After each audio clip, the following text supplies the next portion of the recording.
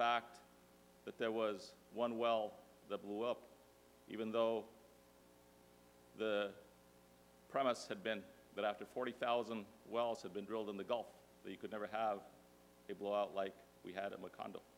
Okay, just think about what the losses have been. So technical advancements in drilling, in blowout containment, in spill response techniques can help. But the culture within the industry also needs to change so that safety and risk management permeates every decision on every rig and every platform every day. We also need Congress, Democrats, as well as Republicans. We need Republicans to join the Democratic cause that we initiated last year to support the implementation of these essential reforms and to make sure that the resources are there for this new agency to do its job on these 3 missions for the United States of America. When Chairman Graham, on behalf of the Commission, released a copy of the report last week, he said, and I quote, "I believe that this issue and the searing impact that the Deepwater Horizon has had on the conscience of Americans is such that it will override an ideological preference for less government. What makes that level of optimism credible is that members of Congress understand that this is not just a typical example of a private enterprise that the government is regulating. This is land that the government and the people of the United States own." End of quote.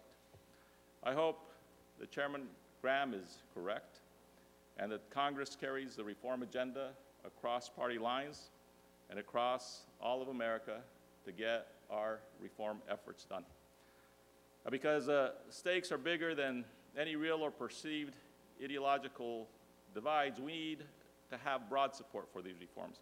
We need strong reforms and adequate resources so that we can fulfill our stewardship responsibilities to our land, our water, our oceans, our fish, and our wildlife, so that we can pass on healthy oceans and pristine shorelines to the next generation of Americans and visitors here to America, and so that our grandchildren know that we did the right thing to respond to one of the greatest challenges of the last decade of this time.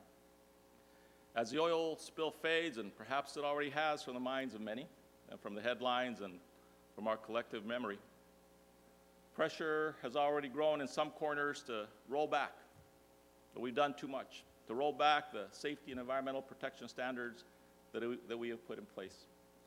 But to ignore the lessons of the Deepwater Horizon oil spill, or to ignore the recommendations of this fine commission, would be a grave mistake, not only to America, but to any of those countries and those interests who are interested in developing oil and gas resources in the oceans around the world. So now is not the time to retreat from our efforts. Now is not the time to let the Commission's report simply gather dust on a shelf.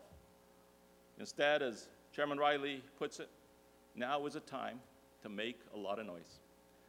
Rest assured that at the Department of the Interior, we will not forget the lessons learned from the Deepwater Horizon oil spill. We will not succumb to pressure to roll back the clock on our reforms. And we will continue to drive responsible production of our domestic oil and gas resources. Now, as we move forward with that effort, not only will Director Bromwich and his staff move that agenda forward with the right expertise that we'll bring in to help achieve the agenda that I've outlined here and which the Commission has recommended.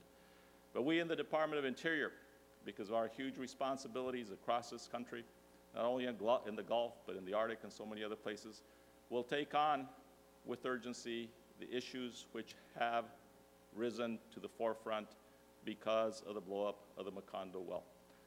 For example, on the restoration of the Gulf Coast, where many times over the last 2 years I have flown over the Mississippi River Delta, have seen the degraded marshlands and wetlands of that area, have seen the programs and outlines and projects that have been brought forward by one organization after another in the different states of the Delta. Yet, none of those restoration projects really have been brought to fruition. And they have not been brought to fruition in large part because the money has not been there.